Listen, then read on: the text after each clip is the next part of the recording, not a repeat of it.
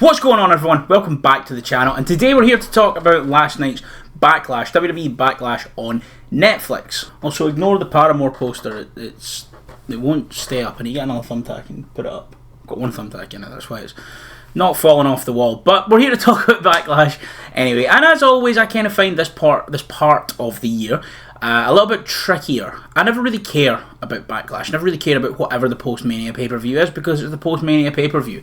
We don't really have any real big stories. We're kind of maybe tying off some minor stories from WrestleMania. We're doing some filler stories and things like that. So I never really care that much. But I feel like a lot of the matches on this card, with the exception of one, I was really into. And overall, the card fairly delivered. It wasn't a perfect show by any stretch of the imagination, but I did really enjoy the show. Mostly. But let's just run through the card. Let's just go to the start of the show, which was the Fatal 4-Way for Jacob Fatu's United States Championship, which saw LA Knight, Drew McIntyre, and Damian Priest all come for the king. Now, this match was a lot of fun. It's four of the biggest heavyweights, four of the best heavyweights in WWE as well. You know, these guys, especially McIntyre and Fatu, they move a lot quicker and more agile than guys of this size. They do a lot with their size, and all these guys kind of work, you know, this kind of real, I mean, with the exception of Fatu, really work a real kind of throwback, heavyweight brawler style that works really well. They all have their little kind of differences. I think LA Knight is obviously the most throwback of them all. LA Knight's a pure, just 80s babyface, just distilled. I absolutely adore him. But you've got Priest in there, who I think has, been one of the most improved wrestlers in WWE over the last couple of years. You've got McIntyre, who's just consistently on just a level above most guys. And then you've got Jacob Fatu, who is, one of my favourite wrestlers in the world right now, because of the way he moves in that ring and because of the unpredictability he brings to his matches. And I've always loved Jacob Fatu, but, this isn't something I say very often. It feels like he's really come to another level of his game in WWE. And that's not me taking a shot at the WWE style. We all know it's not my favourite style of pro wrestling in the world. We all know I think it can be a little bit, homogenous and kind of dilute the special, what makes certain people special. But I feel like they've just allowed Jacob Fatu to continue being Jacob Fatu. And you can really see that here. And this match was a blinder. This match started off hot and just kept getting hotter and hotter and hotter as the bombs were being thrown from the word go. You had Priest and McIntyre squaring off, and you had LA and Fatu squaring off. And the pair of them just separated mostly for the majority of the match. These were the kind of two main stories being told. You had LA Knight trying to regain his championship, and you had McIntyre and Priest obviously trying to win the championship, but also, more importantly, trying to make sure the other man did not win the championship. And like I said, this was the theme of the match. Whenever Drew was taken out, you had Priest and LA Knight working together to take out Fatu and to injure Fatu, but obviously that alliance can only last for so long in a big multi-man match. A lot of these guys got their shit in. It was great. You had LA Knight hitting the double elbows on, I believe, Fatu and Priest at one point. But it was just chaos. It was just carnage. You had just a big brawl going on, continuing between McIntyre and Priest after their match at Mania, which I thought over-delivered fairly massively, I would say. I really enjoyed their match at Mania, and I really enjoyed their interactions here. But again, this match kind of fell slight victim to the not as big, but I guess to the same issues that the main event of Night 1 had this year's WrestleMania, and obviously kind of famously the one I always mention is the Wrestle Kingdom 12 4-way of the whole thing of there's kind of two interesting stories at play here, but there's not a lot that's really interesting to tie everyone together. It is just four big heavyweights, four big hoopers going out there and just a hooping. As we got down the stretch of the match, we had Priest pulling the ref out the ring to stop Drew, or was it Drew pulled the ref out the ring to stop Priest winning the championship? One of them pulled the ref out the ring to stop the other one in the championship, and then it just leads to a big massive brawl with the two of them fighting through the crowd and fighting their way out of the equation. And with both of those guys out the way, LA Knight starts getting all of his best moves, and he's hitting BFTs, he's hitting diving elbows, he's hitting everything, and then he gets Jacob Fatu onto the announce table, climbs up the top rope, and Solo Sikoa comes in and takes Jacob Fatu off the table, saving him from LA Knight. LA Knight comes out to chase Solo, and then he gets knocked down with a big clothesline from the debuting Jeff Cobb. And here, I'll say this, Jeff Cobb got a much bigger pop than I thought he was going to get from, the Backlash audience, from the WWE audience. You know what, man? Fair play to Jeff Cobb. Dude's a monster.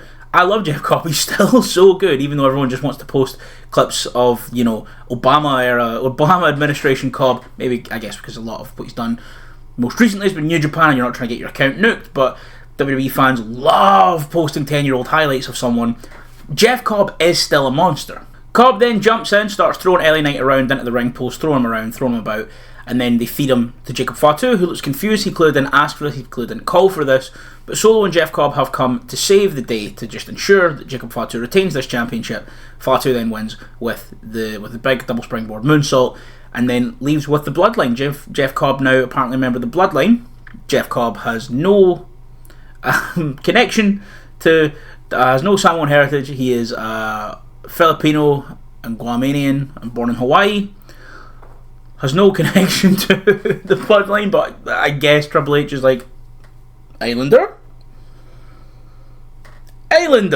In all seriousness though, I do think this is a good spot for Jeff Cobb. It immediately sets him up as a major player, and if we allow him to just be off the lead the way we've allowed Fatu to be off the lead, we'll make another big star in Jeff Cobb. Putting him in this story puts the eyes on him, because Solo and the Bloodline has been a huge part of WWE's lore over the past few years, for better or for worse, mostly for worse. But putting him in this position to succeed, and if we just allow him to be Jeff Cobb, he's going to be Jeff Cobb. However, back to the match, this was an absolutely fantastic way to kick the show off. Like I say, these sort of post-Mania pay-per-views always kind of struggle to have me care, and I would imagine it's the same for a lot of people watching. You know, we've done Mania, we're not really into the meat of what we're going to build next. This is the kind of, we're tying off loose ends properly here, and, you know, just to open with hoops for the sake of hoops was great. We get a Jeff Cobb debut, Jacob Fatu is still the champ, we push to maybe another McIntyre and Priest match, which I'd like to see, despite the fact I was so down on their initial feud, or their feud initially rather. I think it did everything well here, and overall a really solid opener to the show. Up next then was the match for the Women's Intercontinental Championship. Lyra Valkyria, forever known as Valkyrie on this channel. I hate the name Lyra Valkyria, it's a bad name, it's Valkyrie. Wrestling her mentor and her idol, or former mentor and former idol, Becky Lynch, for that Women's Intercontinental Championship. And this match was really good actually. I thought both these guys had really, really good chemistry. Although my main issue with this feud, when Becky turned on the Raw after Mania, you know, Valkyrie just looked like a geek. You know, she's been jumped and she's been attacked by her idol, and her reaction to that is kind of, oh no, what's going on? And then she's getting beat, and then she's getting jumped, and she's still like, what have I done? I didn't do nothing. And then only really when she gave that big promo, and when she, you know, hit her with that dropkick, that fiery promo, is the only real time she's not like a fucking geek throughout this whole feud. And in this match, kind of finished with her looking like a fucking geek. I do think both of them had a lot of good chemistry here, and you know, Becky can still go, especially when she's in there with someone like Valkyrie, who's one of the better, you know, workers in the division. You know, both of them just brought the best out of each other. I think, especially with kind of, you know, I don't think anyone would argue that Becky has slowed down a bit. I'm not saying that's a bad thing. I still think she is really, really good. But you compare her to the Becky of 5-6 years ago, she's not quite got that zip. But you put her in there with someone like Valkyrie, it was really, really good. A lot more technical than I expected it to be. There was a lot of good, like, kind of grappling combinations and sequences and stuff like that, and counters out of arm drags and into arm bars, and like out and then into another one and stuff like that. That sequence in particular was really, really good. Then it came to, there was a bit where Becky goes to get a chair in, and then the ref is obviously, you can't use a chair, that's bad. You do the whole ref thing, like, but you'll get disqualified. So take the chair off him. Becky takes the turnbuckle pattern off. They keep running spots around that. No one really goes into it. And then when the ref is trying to put the turnbuckle pad back on, doing her actual job, Valkyrie hits, oh my god, what's it called? The move, the cradle shot, Chris Sabin's finisher, whatever she calls it. She hits that for a 3, but the ref is putting the turnbuckle pad back on, realises there's a pin, turns around, Becky is able to kick out. And I thought at that point, it was Jover. The match then kind of stumbled through its last few wee settings. Apparently, you know, Michael Cole kept saying, like, Valkyrie could have broke her nose, maybe, and it did look a little bit kind of fucked at the end. Oh, we also got LJ Cleary on WWE TV, which is great. I love LJ Cleary. That's my guy. But it just kind of ended. This match, as after that, it's, you know, like I say, felt a tad bit clunky in the back half. And then Valkyrie gets a roll-up, pins Becky for 3, and one of the weakest roll-ups ever, because she has, like, holding her face and her nose, I guess, which is just after this. And I guess, obviously, she is kind of fucked up. But Becky's just kind of looking, and then as soon as it's done, Valkyrie runs back, like, goes back clutching her face, and then Becky just jumps her. When it was very clear, like, Becky's looking at her and her shoulders, do you know what I mean? It's like, I'm not really putting that on anyone, that's obviously the finish they called, but I guess maybe where the camera was positioned and just the events leading into it, it didn't seem like that, I don't know, it was an odd finish. And then Becky just jumps Valkyrie after the bell again, and once again just making her look like a geek in this feud. I thought this match was good, but I don't like the direction of this feud for the most part for Lyra, for Valkyrie. I think she's way better than this. And I'm not saying way better than a feud with Becky Lynch, but I think what they've been giving her, apart from that 1 week on Raw, she is better than that. We then came on to the shortest match of the night, which was Dirty Dominic Mysterio versus Penta for Mysterio's Intercontinental Championship. And I actually thought this match was a lot of fun, but again, why are we just not allowing these guys to kind of have more time? I kind of said this with, I'm pretty sure I said this for WrestleMania, but if not, I've thought this about WrestleMania. With a lot of the stuff we've been doing with Dirty Dom, he is really, really good, and he is improving in the ring every time he steps out there, and he's proven it every time he steps out there. Like, he's, like I say, he got that huge pop at WrestleMania because everyone was like, fuck, we actually love Dom now, he's class. But we went into this match kind of knowing it's a Dom match, there's going to be Judgment Day interference, there's going to be shenanigans, it's going to lead to a screwy finish, which I think, again, is just kind of cutting the legs out from under Dom, and I know we're leading to the Balor turn, and hopefully we just let them two go out and have a fun match. But this, I really enjoyed this match. I think Dom's come on leaps and bounds. Obviously, Penta is one of the best in the world and has been, for a number of years now. And they had a really, really good chemistry in ring. They both work really, really well together. Then obviously it leads to the Judgment Day coming out. They all get kind of sent out. It looks like Finn goes to grab a chair and takes too long grabbing the chair. So again, we're kind of sowing the seeds for Finn to turn. Finn just wasting the time letting the ref catch him and JD before he throws them all out. And then Penta does a flip over the ref who's thrown all the Judgment Day out as the ref's between the ropes, like Super Crazy did at Judgment Day 2006. That's a pull. That's a crazy pull. Jumps over the ref who's kind of leaning between the ropes to shoot the Judgment Day out. Finn kind of moves out the way of that, so he only takes out JD and Carlito. Then, as Penta's getting ready to win, in comes El Grande Americano with the little metal plate in his mask, headbutts Penta, takes Penta out. Dom then hits a frog splash for the win. Yeah, whatever. I like this match, but if this match had been given the 9 minutes of just letting them wrestle, I like this a lot more. If this match had been given 12 to 14, and then we throw in all the screwy stuff in the last few, I would have liked this a lot more. I just feel like even though we're allowing Dom to show out and be a wrestler now and not just be the character and the gimmick of Dirty Dom, we're never really giving him the chance to properly show what he can do. And I know it's leading somewhere, and I know he's still dead young, but let him go out and hoop. That's just fine though. We then came on to the match. It's a match on the show.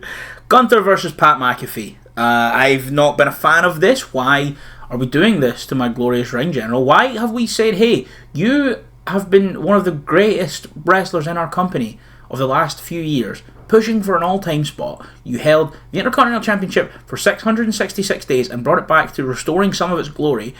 You then put over Sami Zayn in one of the best WrestleMania matches of all time. You eat one loss a year at most, and we're going to have you lose to the Yeet Man. Then we're going to have you have a competitive back and forth match with the commentator Pat McAfee. Don't get it. Now, I was sat like this watching my glorious ring general throw that white devil McAfee around like an empty trachea. However, it shouldn't have went more than 4 minutes, and it went 14. There's periods where McAfee's getting in, getting his moves. To be fair, I will say this: I really like that McAfee's offense is built around kicks, as he was a kicker for the Colts in the NFL. His whole job was just to kick the football. That's all he did. Or was he a punter? He was a kicker or a punter? I think he was a kicker. So his whole job was just to kick. He's probably just seen as maybe the greatest kicker of all time. I really like that all of his big moves are kicks. I think that's so much fun. I mean, obviously it makes sense, but I just love that he does the little shitty run up. I think it's really funny. And he's doing the kicks into the shoulder blades and stuff like that. I like that. That's fun. But he still should have been fucking murdered. And I guess he was. He's, just thrown around, like I say, like an empty trachea. But you had Michael Cole coming off the desk and trying to get involved and holding Gunther's foot so he couldn't kick out and things like that. And I just think it's a bad story. It's a bad way to treat one of the best in the company. At least he won. That's all I'll say. At least he won. And that then led us into the main event, John Cena versus Randy Orton. This match got 27 minutes and 49 seconds. And I'm going to shock you, I quite liked it. I understand why a lot of people didn't like it, but I quite liked it. I think it's for a few reasons. First of all, now that Cena has the championship and we now know of his motivation, he's not just he is still cutting generic "you people" promos, but he has a motivation now, that was never made clear before he won that championship. And a big reason that the turn mostly hasn't worked is because the turn should have been the biggest event in all of pro wrestling. They've just clearly had no contingency plan for it. They just decided to do it on the day because The Rock said someone should turn heel because he wants to get involved in TV because he's a fucking psychotic egomaniac. But just in general, it should have been a much bigger event. They should have had something in place and something planned to do it. When they decided that's what we're going to do, they should have went, right, what can we do? Instead of just kind of feeling like they're figuring it out every week when they show up to TV. Now that he has the title, he actually has a motivation for this, and he's saying, I'm going to take this championship and I'm going to ruin the lineage of pro wrestling and all that stuff, and I think it's fine. I think it's fun. And again, Orton is, his most storied rival. They like to tell us it's the greatest rivalry in the history of WWE, despite the fact they've had, 4 good matches. I enjoyed last night, so I'd probably say maybe 5 now. And to be completely honest, after Cena's showing at WrestleMania, my hopes weren't exactly high. He wasn't exactly turning it back to 2015 like that one tweet said, because he'd hit one leapfrog. But I still liked it. I think he was still a lot of fun here. I really like, cynical bastard Cena. I think it's really, really fun. And I like hopeful babyface Randy Orton. I also think that's really, really fun. But he's still Randy Orton. There was lots of shenanigans in this down the stretch. We had ref bumps and titles and RKOs to, refs and to general managers and stuff like that. But overall, just in general, I think it mostly worked. I think a lot of them running back, the two of them, the two greatest WWE superstars of all time, arguably, running back their greatest hits one last time was a lot of fun. And yeah, I've got the nostalgia goggles on, but I enjoyed it, man. The finish then came, we had, ref bumps and Shenanigans City. Orton goes to do the punt. R-Truth comes in to protect his childhood hero, eats an RKO for his trouble, then gets picked up with an AA. Oh, at one point actually, Michael Cole called it the STFU, and I was like, holy shit, is he going back to calling it the FU and the STFU now that he's turned heel? No, Michael Cole just had a Freudian slip. He just let it go. But like I say, I still thought it was fun. R-Truth gets involved, R-Truth gets an RKO for his trouble, AA to Orton, Cena picks up the win, and yeah, fine match. I think by the standards of their matches, historically, good match. I thought it was fun. I enjoyed it, man. I like the Cena heel presentation with the blackout and the wearing the title backward. I think it's fun. I do. And, maybe I'm drinking the Kool-Aid a little bit. I know it's not perfect, but now that there is a vision for where this goes and now they actually have an idea of what this character is, I'm into it more and more every time I see him. And, this was a lot better than the Cody match. And R-Truth got to the ring a lot quicker than Travis Scott did. So, it's not all bad, is it? R-Truth's involvement then actually did set up Cena's next match for Saturday night's main event. He is going after... I've said this from the start. If you want this man to be booed fully, you have him take out R-Truth, and that's what he did in the post-show press conference. They were probably going to have that match at Saturday night's main event, and I think that'll be a lot of fun. So far, he's just kind of done Unk Graps, and he will get Punk at Money in the Bank, so it'll be more Unk Graps. But hey, man, Unk Graps is great. So that is everything that was on this show. There was no promo segments, there was no anything else. It was just match. And I thought it was fine. Overall, I'm going to give it a 7 out of 10. It's not the perfect show, but I think in terms of a post-WrestleMania show, it's... Like I said earlier, I always struggle to care about the post-WrestleMania shows because they are the post-WrestleMania shows. And I think in terms of what a post-Mania show typically is, this was good for what it was. Had a banger of an opener.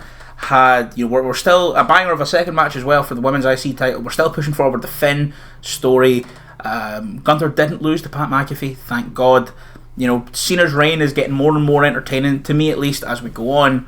I know it's not perfect, obviously, but I'm still enjoying it. So yeah, that was my thoughts on the show as a whole. It wasn't perfect, but I cared about this, which, as I've said, I always struggle to with post-Mania shows. But let me know what you guys thought of the show down below in the comments. Don't forget to like, share, and subscribe. Share this to all your mates. Tell them about the handsome man on YouTube with the good wrestling opinions.